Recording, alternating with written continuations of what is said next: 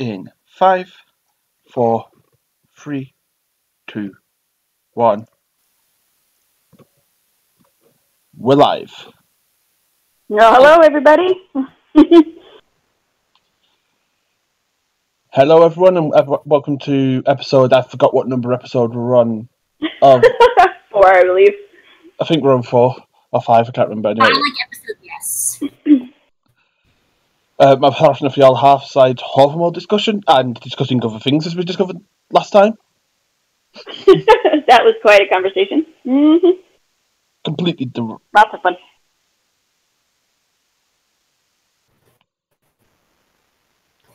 Oh, I will apologize for baby noises right now.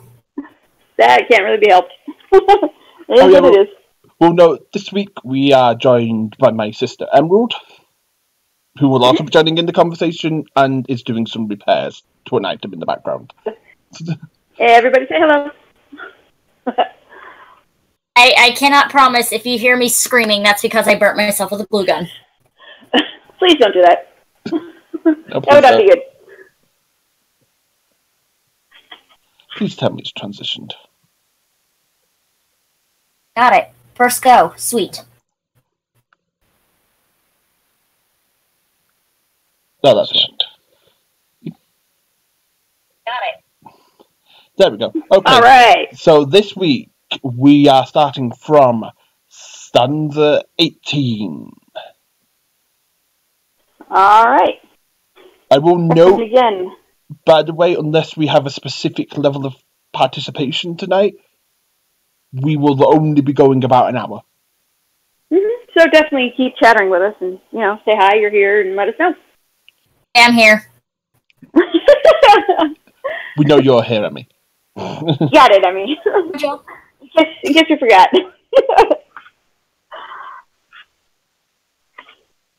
If you hear it, that's before. I am using the Hávamál, Benjamin Thorpe translation. and I am using the Voluspa.net translation, which should be visible on the screen right now.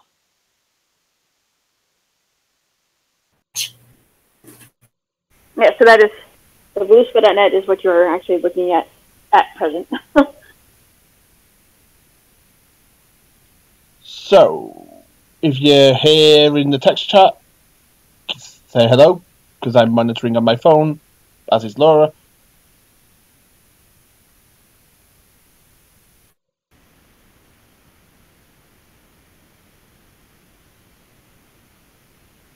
Yep, as evidence. Feel free to join on in.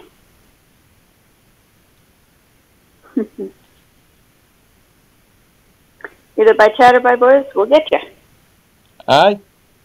And otherwise, we'll just roll right on into it. Aye, okay, so, stanza 18. I will repeat, as I have done the last few times, I will first read this in Old Norse, and please bear with, I'm still learning to pronounce it properly. I will stumble, I will correct myself. I'm part of learning, but this is one good way for learning. And then I will read it in English in the translation I have on voluspa.net. Following that, then Laura will read her translation. Indeed. And then we'll just kind of discuss and go over various interpretations and what we think it means. And if anybody else has another one in their own translation, by all means, go ahead. Yes, if you have a different translation from other than the Pocket Hávamál or voluspa.net, please do input. Oh, yeah. We're here to just discuss the various interpretations and what we think about them. Also, apparently the Kitty Girls And wanted in many on the other conversation. Yes, you can take the Ella for that. Apparently she's deciding to discuss the Hávamál with us today. Okay. Another vocal input. Yep. Okay, so, stanza 18. Så ein weit videre rata, och Hrafnfjall of farit, ju gödi stere gumna there, så vitandi vits. And that translates to in English, he alone is aware who has wandered wide, and far abroad has fared, how great a mind is guided by him that wealth of wisdom has. Very interesting. Mine is, again, he's slightly different. As we've noticed, tends to be the norm. But he alone knows who wanders wide, and has much experience by what disposition each man is ruled, who common sense possesses. Essentially, from what I'm catching a twofold here on this. It's people who are well-travelled tend to have better wisdom, and note the difference between wisdom and knowledge. Wisdom is how to apply that knowledge, knowing how to deal with people. And that's where your translation comes in a bit, is in someone who's travelled wide learns how to read people. Exactly. You learn people better. You can tell who's got common sense. And basically who has what disposition, what personality. Basically kind of who they are, you can tell a little better. Yeah, this is very much about how application of wisdom and also understanding people. Mm-hmm. Do you have any input, Emmy? No, not right now. I am still repairing this thing, and the hot glue is burning me right now. Oops. Please don't burn yourself. But yeah, anyone got input in the chat?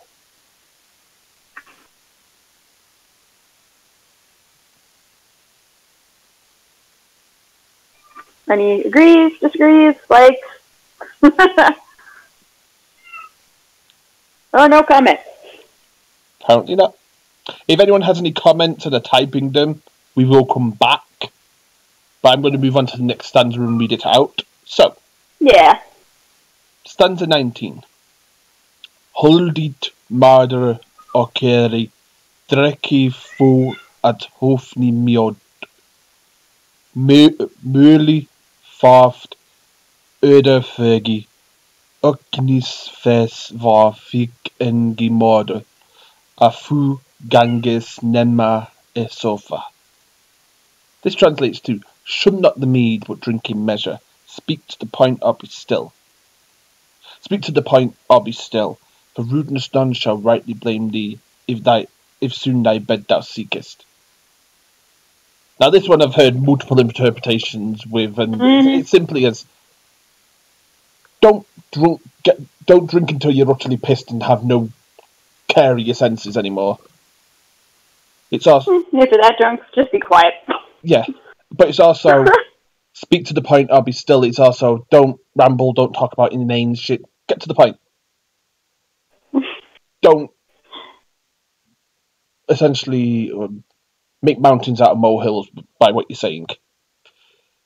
And then the last line is essentially, if you want to go to bed, no one will think you're rude. Just go to bloody hell to bed. Especially if you've been drinking. To my translation, let a man hold a cup, yet of the mead drink moderately, speak sensibly, or be silent. As of a fault, no man will admonish thee if thou goest to bed early. So very similar.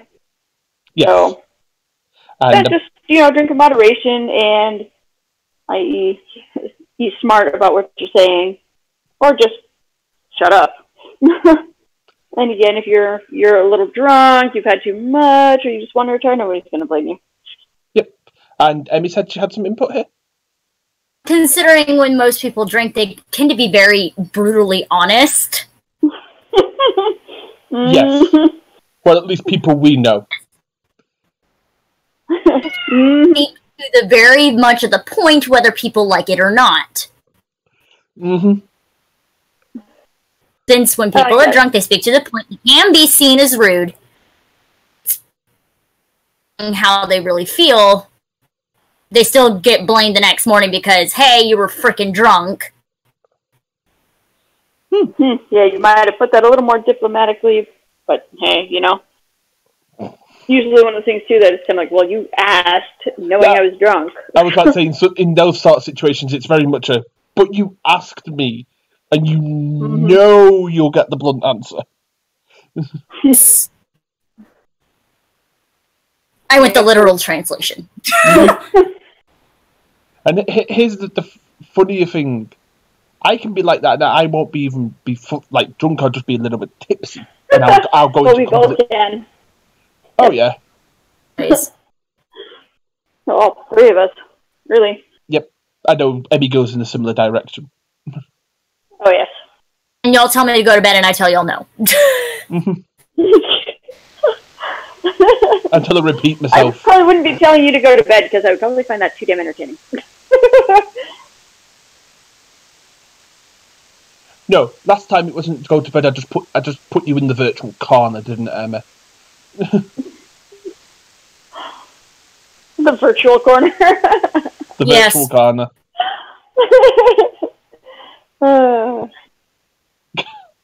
But that's because you were also. That's also because you were angry drinking. So. Oh dear. Okay. So, any comments in the chat? Anyone? I know we're expecting some people a little later as well. Okay. Good. Chit chat, sneak snack. There we go. That's the input. Works for me. Okay. Stanza 20. Grodurger holler nemagids viti. Etter se adr trega. Oft fer legis. Med hogskum kenra mani heimskum magi. The greedy man, if his mind be vague, will eat till he is sick. The vulgar man, when amongst the wise, to scorn by his belly is brought. This is essentially, to round it all up, it's about overindulgence. Mm-hmm. If you overindulge, people will know is essentially what this is.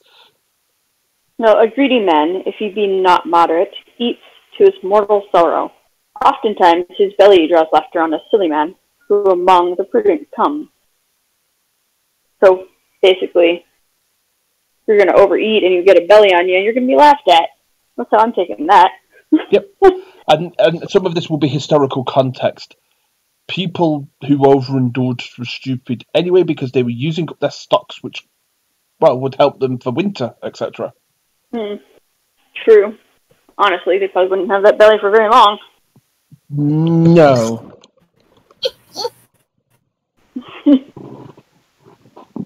Any input from you?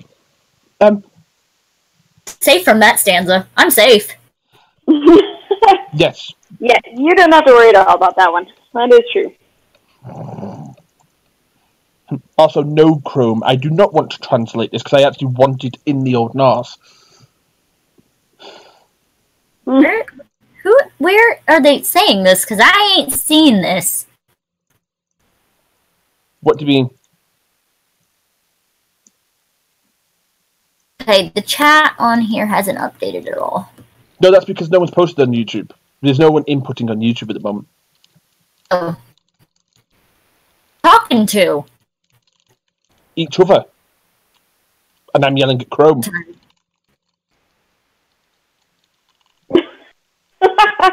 Chrome. He was fussing at Chrome. Oh. Yes. I yell at Chrome quite regularly. You can ask. Yeah, but the last thing I have on the live chat, there's me just chuckling at you, going, "I am here," because like we know. This is a good thing. Okay, so if there's no input from the chat, we'll move to stanza 21. Hjördi fat vidu, när får heim skulu, och ganga far off grasi, en oss vidare madra kan evagi, sins of malmaga. The herds know well when home they shall fare, and then from the grass they go, but the foolish man his belly's measure shall never know aright.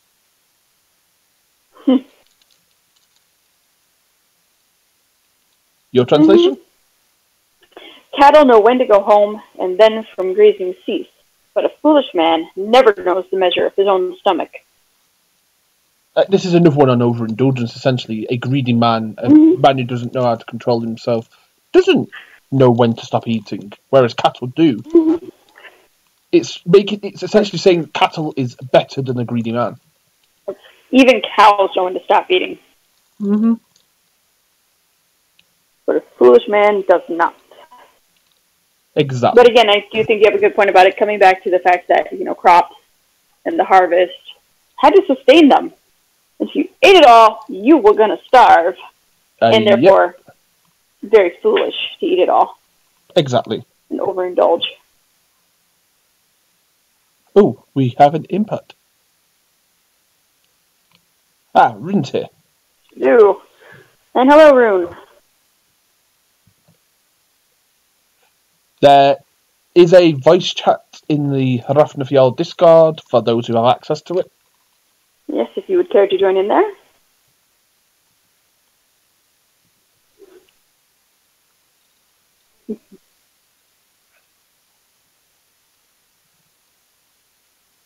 So hello to the newcomers.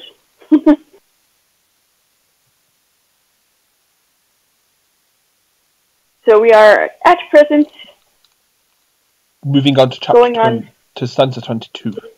Yes, stanza 22. So, stanza 22. Mm-hmm. Excuse me. Vessel made och illeskapi. Clear at viventa. Viventna. Hitki hanveit hanvita 50. At han Hávamál. A paltry man and poor of mind, at all things ever mocks, for never he knows what he ought to know, that he's not free from faults. Your translation? That's a good one. A miserable man and ill-conditioned sneers at everything. One thing he knows not, which he ought to know, that he is not free from fault. Okay. So basically, remember, nobody's perfect before you start pointing the finger. And start sneering at people and... Mm-hmm. Many people actually forget that these days. Yes, they actually do. Unfortunate. So people definitely need reminding of this one. Like, yeah, you're not perfect. You shall not cast stone. Yep. Mm-hmm. Interesting, though, how that theme crosses multiple lines. Different, many faiths, many paths. In one way, it boils down to don't be a dick, because no one's faultless. Mm-hmm. Everyone has their flaws and faults, and you're a stronger person for acknowledging those faults. Because they don't have faults, they're lying. Exactly. They're lying through their teeth and are probably narcissistic, so. Yeah. Oh, not me. I'm perfect. Yeah, right. Borderline narcissism, that. Liar! I name thee.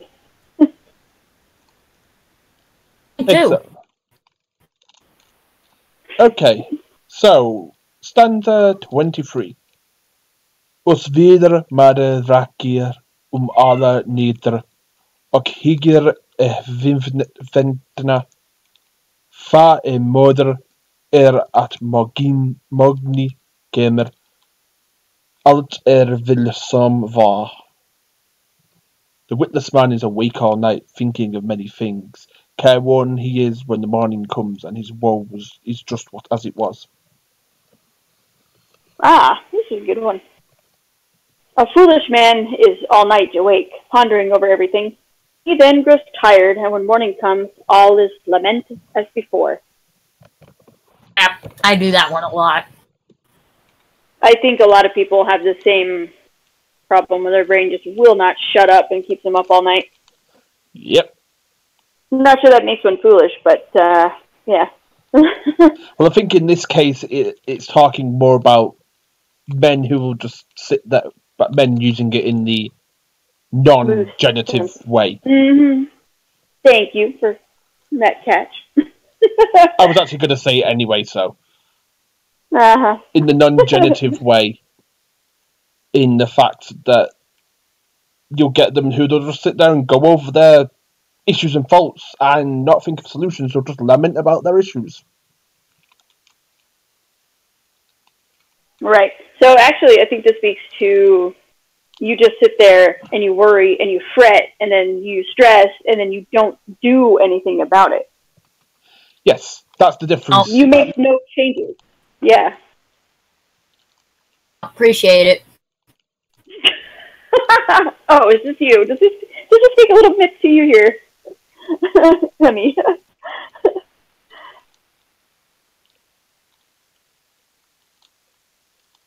Well, yeah, what we said, about wanting a big little line. And I can't help it if it's right there in the stanzas. But it's not just you. That's a lot of people, unfortunately. Yep. But the differential is, in your case, I mean, you think of solutions.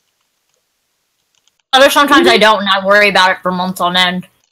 Sometimes you really can't. There's nothing that can really be done, but I think sometimes it's just that kind of loop keeps somebody trapped, that they can't really see a solution or don't want to take the solution for whatever reason. True. Okay. Any other comments? I seem to kind of strike some nerves and be pretty pertinent to today. I think it also doesn't help that there's insomniacs both in the text chat and in the voice chat, so. Oh, I know. Yep. Insomniacs and anxieties and. Okay. Raise his hand. Yes. Stanza 24. Ost notre made hygger ser alla vela. Vid glädjender vini. Oh, that was a hell of a word. Hitki han videre fat fair han forlesi. If han med snotrum sitter. The foolish man for friends are those who laugh at him will hold, when among the wise he marks it not, though hatred of him they speak.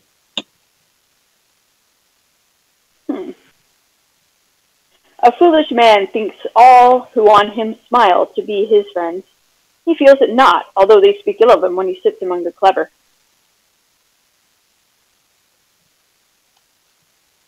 This is a bit essentially.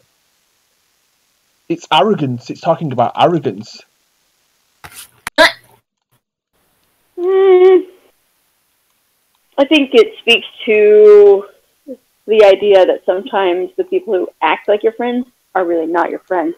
They can be smiling to your face and stab you in the back. Yes, true. Also can mean to pay attention to your surroundings. Also, and the people. I also see warning against arrogance, thinking that everyone that smiles at you likes you and thinks you're awesome. No, this is not how this works. Naivete, maybe. Pay attention to your surroundings. There are people that are like, they don't. They're waiting there with a very sharp knife to stab you in the back the moment you turn.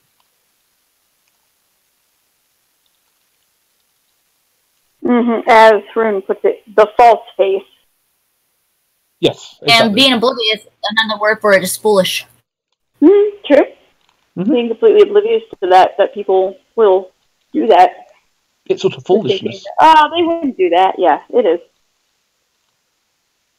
No, wisdom is learning who to trust and how to read the signs and knowing how you can.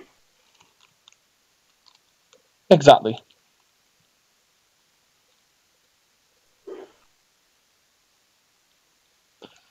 Okay. Any more comments? Hope I'm eating fried rice. Aha! What was that? I'm eating fried rice. Okay.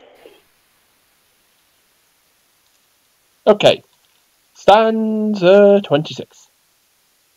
Os notur made fikisk alt vita If han a ser I vavel, hitki han veit vat han skal vidkveda.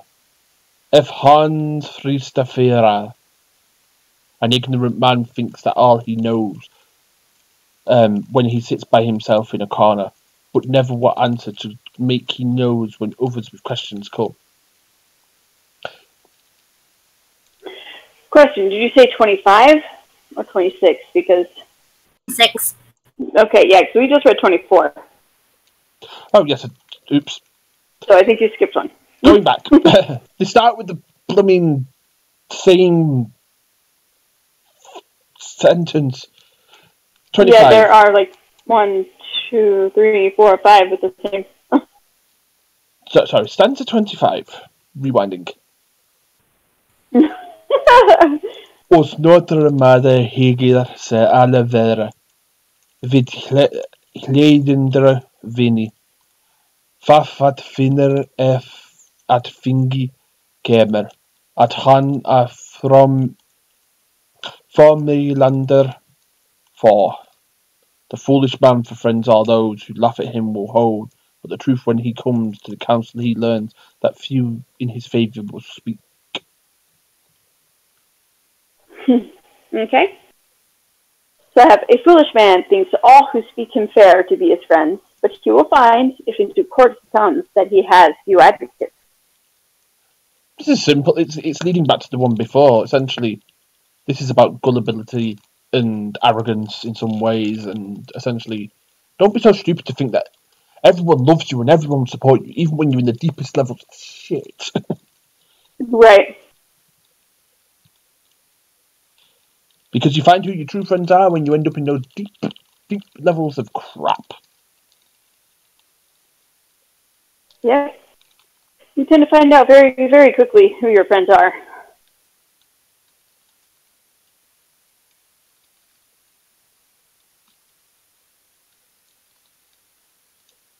Yes. And welcome, Chris. Mm-hmm. You're welcome. So we've gone through a few stanzas before you got here, Chris. But you'll be able to listen to those in the recording. We are currently on 26. Did you hear it? Or do you want it rereading? We read 25. We are now moving on to 26. 25. Yeah, apparently I have something against 25. Apparently you do. Evil number. Bad. Bad. Can't Take count. care, Rune.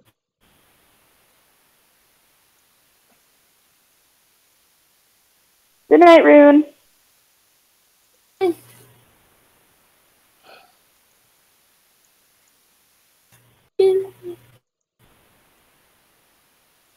To 26 now, since we're done with 25.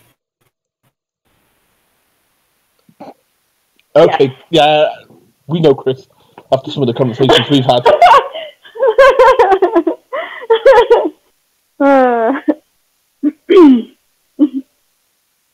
So, now we're moving on to 26.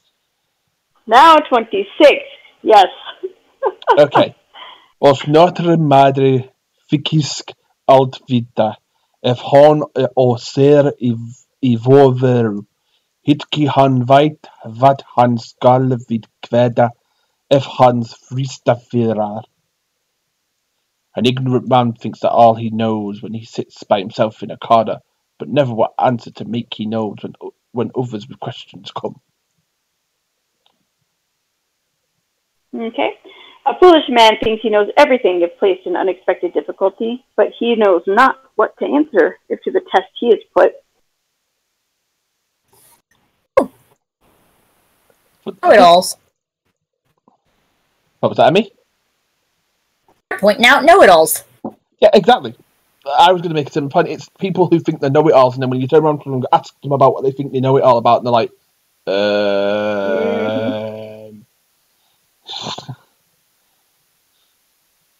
A lot of these are centered around arrogance as well, essentially. It's, part of this, a lot of this is, pointing out the I'm gonna do another reference. This 7 deadly sins, but this one's pride.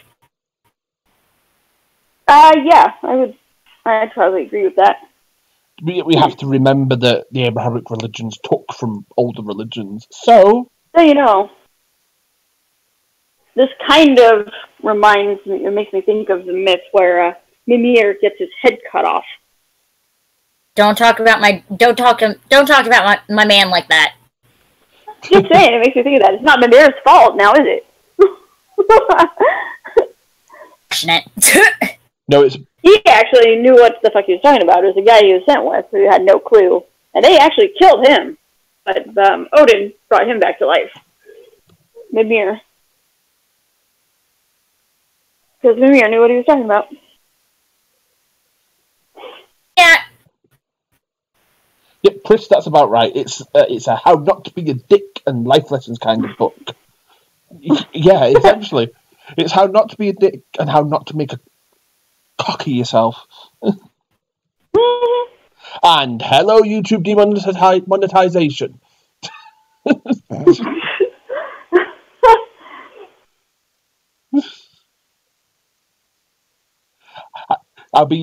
The videos currently don't get monetized, but when they do, yeah. Apparently YouTube doesn't like the word cock. It gets flagged every time I use it in a video. Oh, 27 is next. Yes, I know 27 is next now. Keep them on track. Very nice. Just really prerogative there. How not to trust a woman which you won't put out. I guess there is that too, yeah.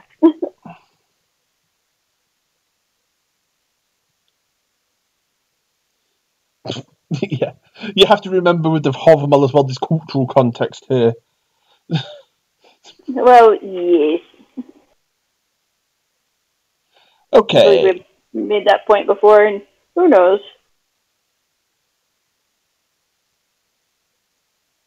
Stanza 27. Was notere mother med aldi kemer fat e bast at han fegi engi fat veit at han egi kan nema han meli til markt vita mother hin vetki hin vetki veit fat han meli til markt. A witless man when he meets with men had best in silence abide, for none shall find that nothing he knows if his mouth is not open too much. And then there's an additional line translation here, but a man knows not if nothing he knows when his mouth has been opened too much. Mm-hmm. A foolish man who among people comes had best be silent, for no one knows that he knows nothing unless he talks too much. He who previously knew nothing will still know nothing, talk he ever so much. Essentially, this is don't open your gob or you'll make a cock of yourself on a subject that you don't know. See, I don't even see it as being a problem that you don't know anything about the subject. No, but it's people who try to act like you do. Yes, it's people who open their mouth and try to assume that they know something when they know jack shit. Mm-hmm.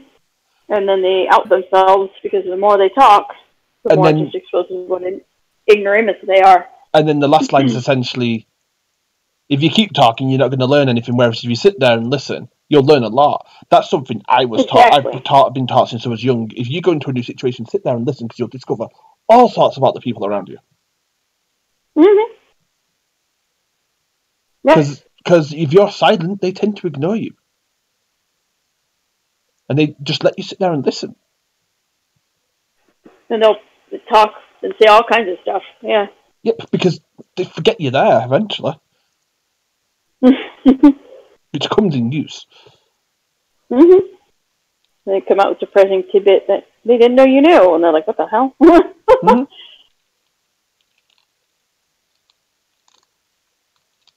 Any input from you, Emmy? Basically have freaking common sense to keep your mouth shut when you don't know a subject, because otherwise you look like a complete idiot. Yep. So I think we're kind of all on the same page on that one, which is good. Any input from you, Chris? Yes, exactly. That's what I was saying. Something I've been taught from being tiny. If you just sit there and listen, you discover a lot about people. When I go into a room full of new people, my favourite thing to do is find the nearest corner where I can hear most of the immediate conversation and see most people and just sit there and listen and observe, because you find out so much. You find out who the popular people are in the room, you find out who the outcasts, you find out who the flirts are, you find out who the arrogant sons of bitches are. Inside voice. The ones who have no inside voice, yep. And then you kind of figure out who the people are that you would possibly want to associate with. Yep.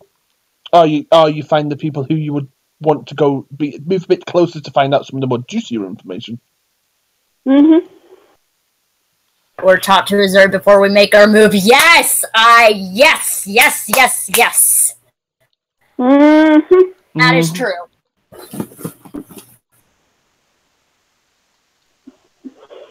But I understand.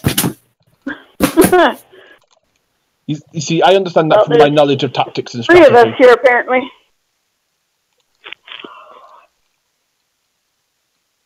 I'm the only one who isn't.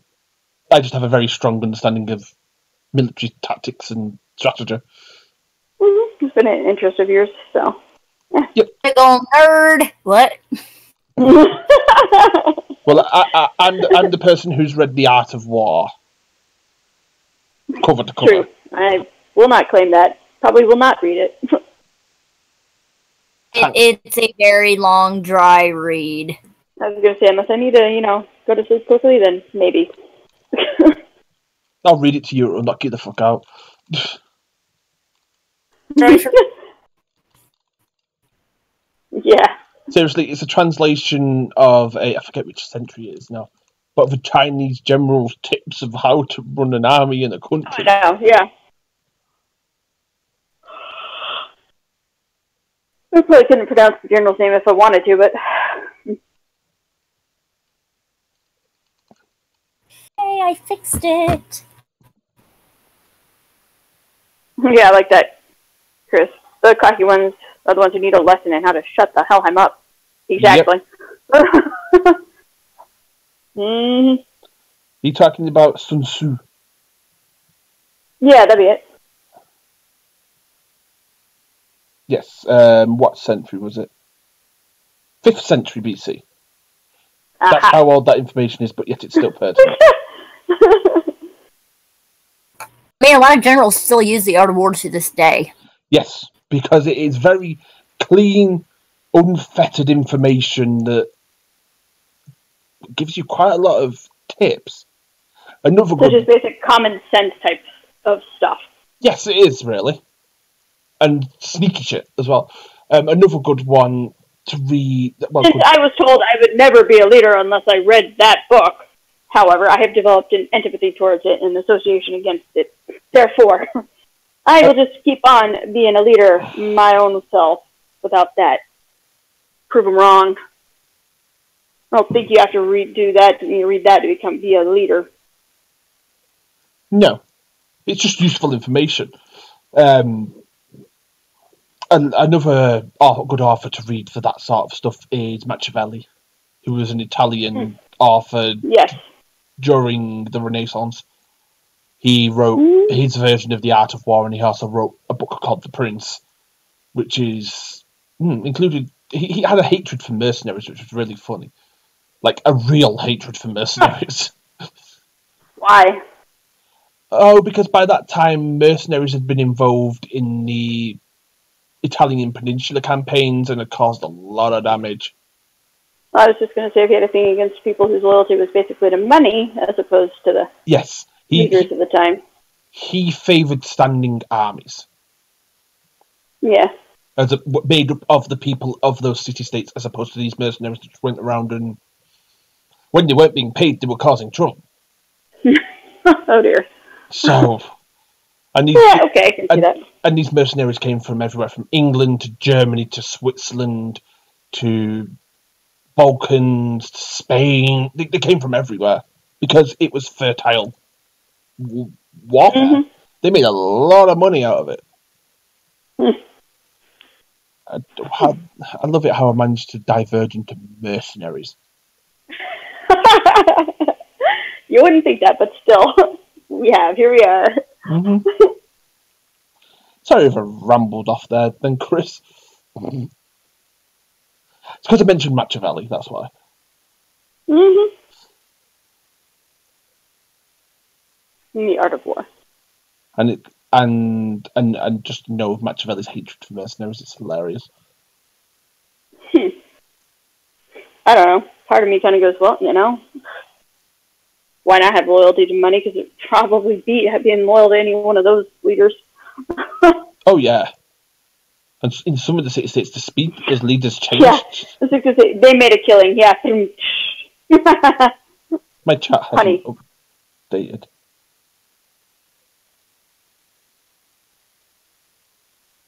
Necessarily there would be deaths of loyalty, even. Yeah, but the Borgias were, well, they had the Papal Guard as well by the time they got into power in the Papal States, the Borgias. But, yeah, they dealt with mercenaries quite a bit. But some of the most famous people who hired mercenaries were the Medici in Florence. Of course. They had the money for it. One of the most famous mercenaries was Sforza. He was associated with Milan. Aha. Because don't forget, at that time on the peninsula, each of the cities you know today, quite a lot of them were their own polities.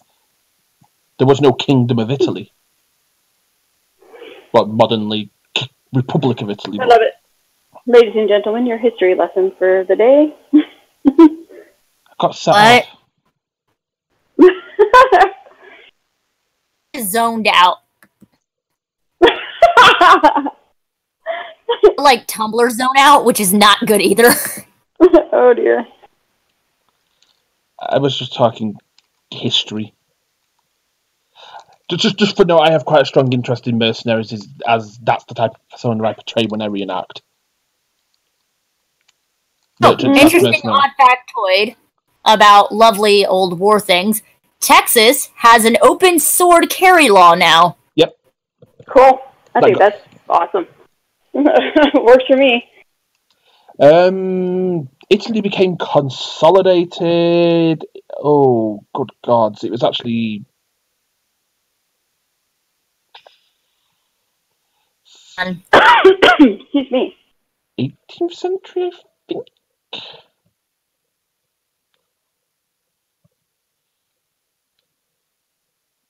Let's have a look. I'm sure the history buffs can argue that particular point, but still. About the unification? The unification of Italy. It started in 1815. 1871. 1861. Due to King Victor Emmanuel II of Sardinia when he was proclaimed King of Italy.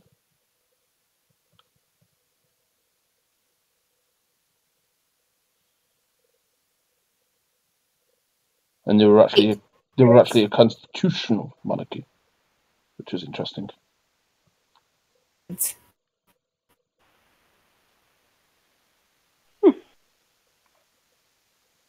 Cool. Stanza 28, right? How about that stanza 28? Okay. Stanza 28. Now I've finished on my whole offshoot.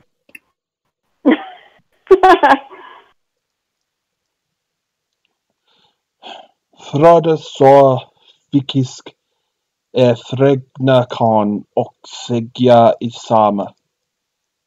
I vitu lena megu itarsiner. Vi gengar gumma.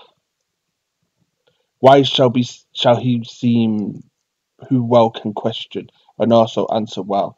Naught is concealed that men may say among the sons of men. That's a little convoluted. Yeah. I think mine actually does simplify a little bit in this case. He thinks himself wise who can ask questions and converse also. Conceal his ignorance, no one can, because it circulates among men. So you expose yourself to be an idiot, then everybody knows. One. So if you're trying to play the ask questions and then talk about it like you knew about it game, they're on to you. Wise men will be onto you quicker than you can say boo if you pull stunts like that. Mm-hmm. Wise he deemed who can question well and also answer back. The sons of men can no secret make of the tidings told in their midst. Interesting. So essentially, if you have the gumption to ask questions and learn, and then actually be able to talk about what you've just learned, good on you, essentially. I think that Chris is what she just put forward was totally changed the meaning of it. In fact, actually, yeah. Gave it a more positive spin. Yeah, basically. Essentially, if you in a positive way, also. Then again, it could be that the fact that you could spin it either way on this. Know all, the wise can always learn. Mm-hmm. No, nobody can know all, so exactly, yeah. Ones that sit and listen if they don't know something. Mm-hmm. Yeah. That's kind of how I interpreted it, though, because we've all known that person who tries to slide in and act like they're, asking this so wise question, and you're like, dude, that's like freaking basic. Some of the people and some of the heathen groups we shall not mention because we've left them, who did that, they would come in trying to talk about it because they'd read a couple of the comments. It's like, no. Oh, dear. This is not how this works. Right. They're the sort of people who had me massaging my temples because I was trying to resist just nuclear weapon them. Mm-hmm. He's telling you what you're supposed to know. Oh, and majority with Norse blood, a lot of the heathen groups piss me off. Oh, yeah? One we used to be and would have pissed you off no bounds, let's put it that way. Mm-hmm.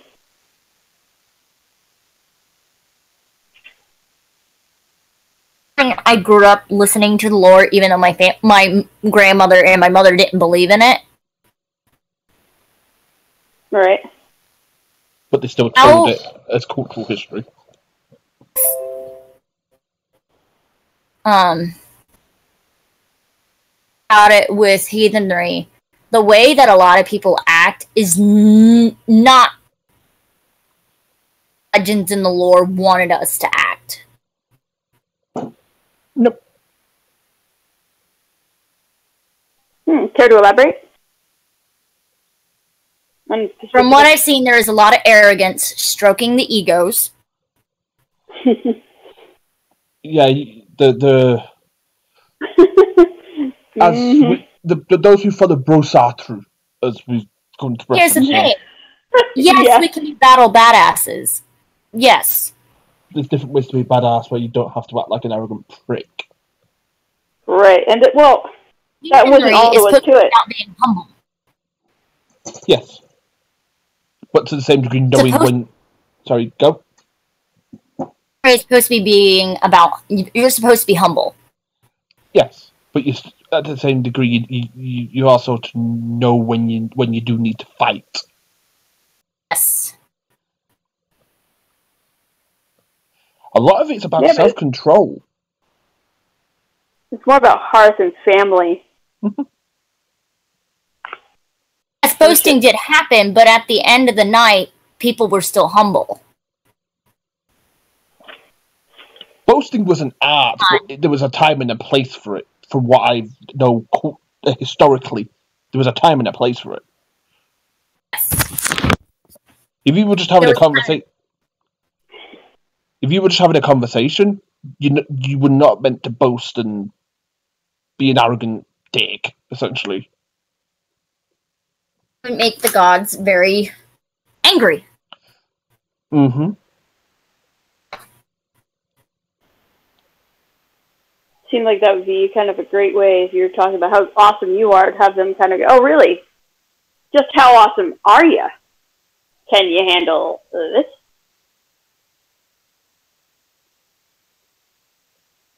Agreed. There's always an appropriate time to stroke your ego and to stroke others. Yep. Mm-hmm. Like this. Yeah, put your money where your mouth is now. Go. Oh, I need to turn my hot glue gun back on because I can fix my makeup brush. Laura's done that Laura's seen me do that a couple of times to people. Yeah. All right then. My apologies. Okay.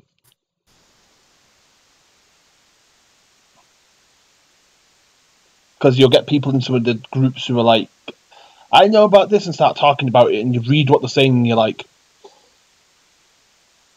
I can pick out simple mistakes here that Google would fix. You know what my freaking path is. I'm very knowledge-seeking. Yes. You know I'm very similar.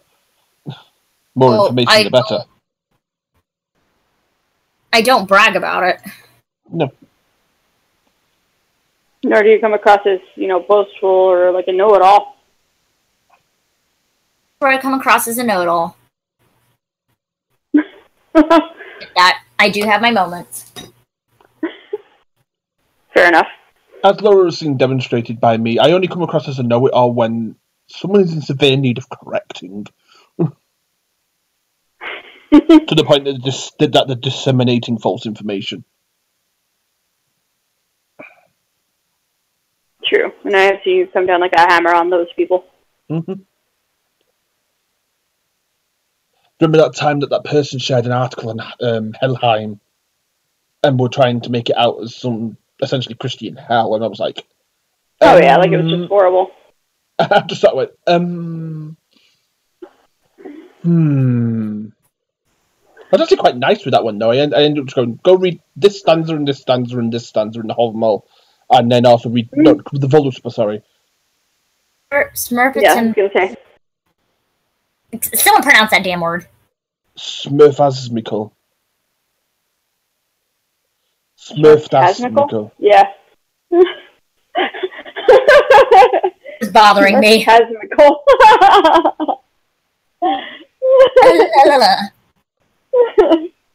But yeah, I was actually quite nice with that person. I just essentially pointed out where to find the information to correct himself. Sent them to go and learn, and they actually came back, as far as I recall, going, I was informed. Thank you. Yes. He actually corrected his entire post, which was funny. Tasmical. Thank you. I appreciate that. Okay, stanza 29. Mm-hmm, and this will probably be wrapping up for the now. Yes. So next time.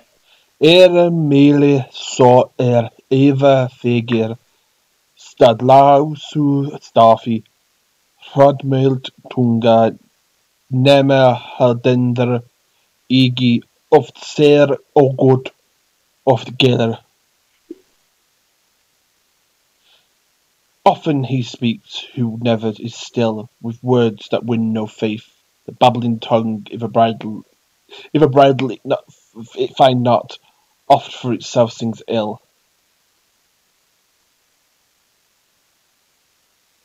Mm-hmm. So I have, he utters too many futile words, who is never silent. A garrulous tongue, if it is not checked, sinks often into its own harm. Oop, okay, garrulous. That one took me a little bit. But yes. Essentially, it's about, anyway. This is another about opening your gob too much and saying essentially inane, useless shit. Mm-hmm. And basically, you dig your own ditches. Yep. You dig your own grave in certain cases. Mm-hmm. Because if you think culturally,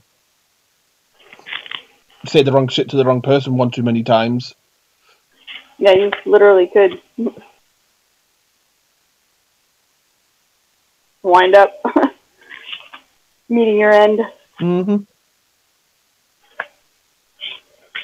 Because if I remember rightly, Lord around the Holmganger was essentially you were, I think it was 3 times? No, damn it.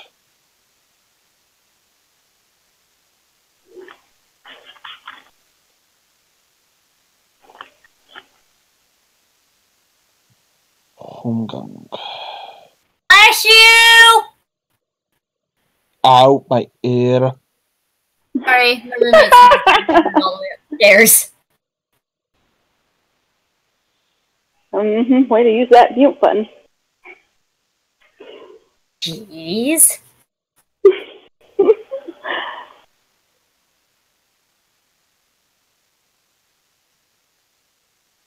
Just tonight.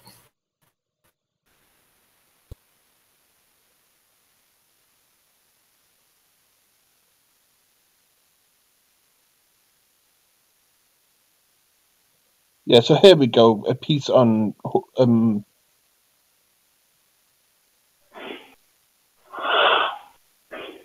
this is from the Hednalagen, which was a piece of 13th century law from Sweden.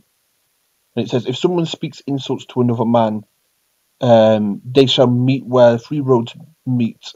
If he who has spoken comes and not the insulted one, then he shall be as he's been called. No right to swear oaths, no right to bear witness, may it concern man or woman.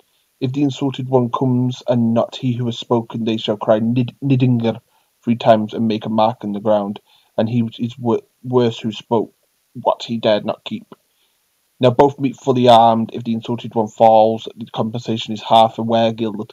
If he who has spoken falls, insults are the worst. The tongue the head's bane. He shall lie in a field of no compensation.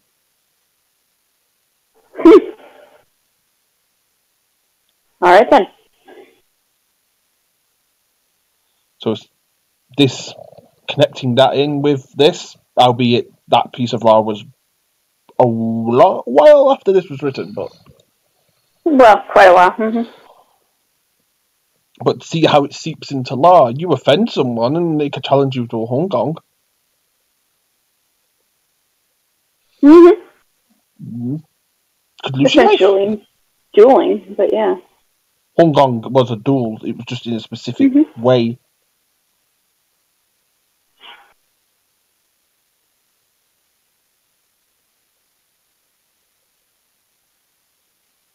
Because killing someone in a home gang, at least earlier on, was not considered murder. So see, maybe we need to reinstate some of that in this day and age. I think if a lot of people knew they could be called out and then killed for that shit, running their mouths. I know a few groups who would quickly shy away from their attitudes. A lot of these grade school bullies. Not even that. I'm thinking even like certain groups that have been trouble in the past. That too. Who think they can throw Hong Kong round like the bloody sweets.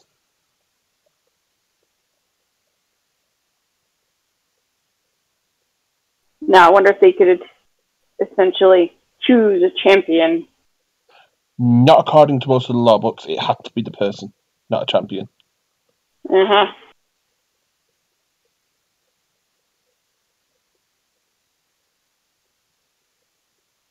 Interesting indeed.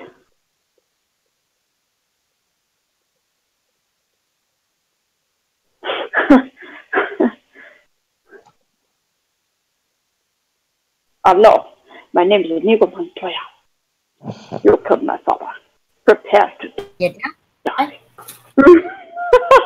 I don't quite know exactly what had to what that quite had to do with it, but I guess it was that you insulted me by killing my father. Therefore, I'm going to go challenge you. Question for you, Chris, by the way. This is going to completely be out the blue. Are you part of the Hrafnfjall Mead Hall?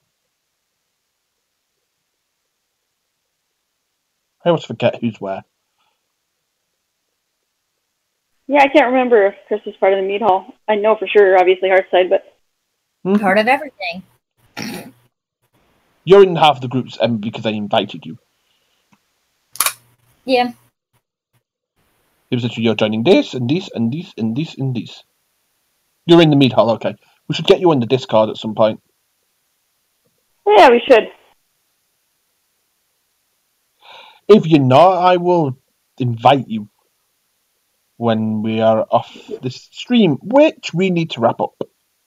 Yeah, it's going to be time, guys. I'll wrap up. So, thank you for attending. Thank you for joining in voice, Emmy. We greatly appreciate it. And for those of you watching the after the action recorded version, hope you enjoyed as well. And feel free to like and follow YouTube channels, find us on Facebook, all that fun stuff. Yep. So, that's it for this week.